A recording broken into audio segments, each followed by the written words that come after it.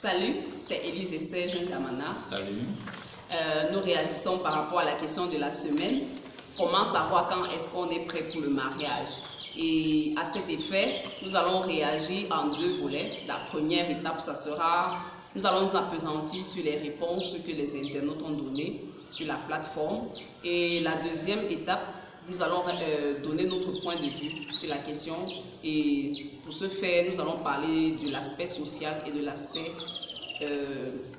spirituel. Merci.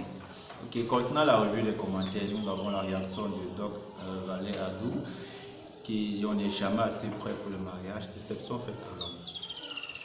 Vogo Sandré nous dit être sûr de pouvoir rendre heureux son partenaire et prier également pour son partenaire. Fibinou Bissi nous fait un listing de plusieurs facteurs parmi lesquels travailler en soi, c'est comme on aimerait voir en logo. Elle parle également de développer le fruit de l'esprit à nous. Elle parle aussi de pardonner, d'avoir Dieu au centre de sa vie. Milky l'appelle Kieté nous dit il faut se connaître soi-même. Et elle rappelle que le mariage c'est un engagement où on s'attache à une seule personne avec laquelle nous allons former une seule chair. Abosso Esther nous parle d'un amour, d'un engagement inconditionnel et aussi la nécessité de tourner la page sur son passé. Ok, nous allons entrer dans le vif du sujet. En donnant notre point de vue, nous rappelons qu'il n'y a pas de réponse standard ni magique. Pour savoir quand est-ce qu'on est prêt pour le mariage, nous allons juste mentionner quelques points importants. Et parmi ces points qui sont essentiellement des questions auxquelles chaque conjoint et le couple devraient absolument apporter des réponses. Sur le plan social, nous avons le travail. Il y en a qui travaillent, mais qui ne sont pas mariés. Il y en a qui ne travaillent pas, mais qui également sont mariés. Le travail est un facteur clé. Nous avons la famille. La famille est un facteur clé. La famille qui nous soutient, ou bien celle qui ne nous soutient pas. Devrons-nous avoir cela comme élément de décision? Nous avons l'âge. Sommes-nous trop vieux? Sommes-nous trop jeunes?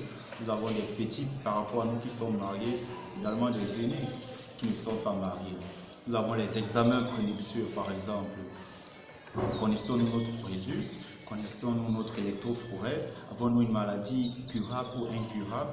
Nous devons le savoir et notre partenaire également doit le savoir.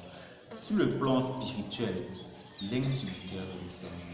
Tout à fait. Quand on parle d'intimité avec le Seigneur, il est important d'avoir une relation avec le Seigneur, déjà pour savoir si le Seigneur approuve. Est-ce que nous avons l'approbation du Seigneur par rapport à cet engagement? Est-ce que le Seigneur a donné son OK? Il faudrait se poser cette question-là. Également, il y a le volet formation. Il y a des groupes, des programmes, des séminaires organisés par des conseillers matrimoniaux, conjugaux, qui pourraient être utiles en ce qui concerne la préparation au mariage. Nous avons aussi la mission, notre appel en tant qu'enfant de Dieu, quel est l'appel, quelle est la mission que nous avons pour notre vie. Également, à la réponse à cette question, nous pourrons déboucher sur l'appel qu'aura notre couple. Est-ce que faire des enfants? Et si nous n'en faisons pas, que faisons-nous? Quel est donc l'appel que le couple a? Tout à fait. Nous voulons aussi ajouter qu'il est important de faire un travail sur soi. Au-delà des formations, il est important de faire une introspection, se connaître soi-même, travailler sur son caractère et beaucoup d'autres choses. Oui, en résumé, ce que nous pouvons dire pour conclure est que on est prêt pour le mariage lorsque nous avons la conviction individuelle, la conviction de couple qu'il est temps de nous marier. Ainsi, nous serons prêts pour le mariage. Et comme je l'ai souvent dit, le mariage est un acte d'obéissance sur la base de notre foi. Nous le marions pour honorer Dieu et Dieu honore ceux qui l'honorent. Merci. Ok, merci.